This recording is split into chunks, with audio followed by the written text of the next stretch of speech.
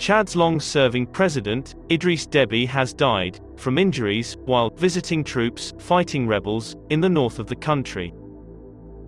Deby, a longtime Western ally in efforts to quell Islamist militias in North Africa, died as a result of his injuries in the war against terrorism and evil forces. The announcement came a day after it was announced that Deby, who had been in power for 30 years, was projected to win a sixth consecutive term in elections held earlier this month. Rebels, who have been seeking to oust Deby since 2016, had claimed a number of victories in the past week, and clashes were reported in the north of the country at the weekend. Chad worked closely with Nigeria and Cameroon in the fight against militant group Boko Haram and formed part of a joint task force fighting insurgents in the region. Chad borders Libya, Darfur region of Sudan, Niger, Nigeria, Cameroon, and the Central African Republic. And there are fears Deby's death threatens the stability of the region. Chad, under President Deby's leadership, put a lot of pressure on Boko Haram in the region. President Deby played a significant role for the international community as a security anchor in the region, and their first thoughts would be how to secure an orderly transition in the country to avoid further instability.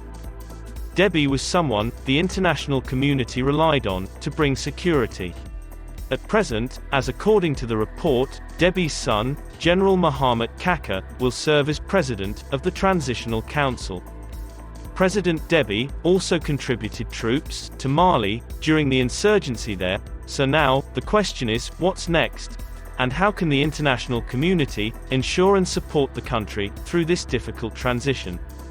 In the recent years, Deby's rule had become increasingly authoritarian. He had presided over the introduction of a new constitution in 2018 that allowed him to stay in power until 2033, although it did restore term limits. Deby took the title of Marshal last year.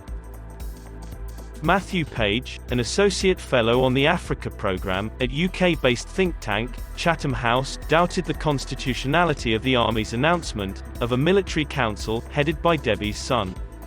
Chad is not a hereditary monarchy, so it is obviously completely problematic, because his son is not supposed to be his successor, Page said. Page said, France and the United States would be extraordinarily nervous about the latest developments. Both countries had supported Deby's strongman approach to running Chad.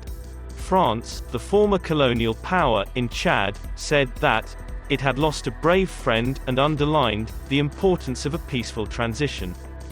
France stands alongside the people of Chad during this ordeal.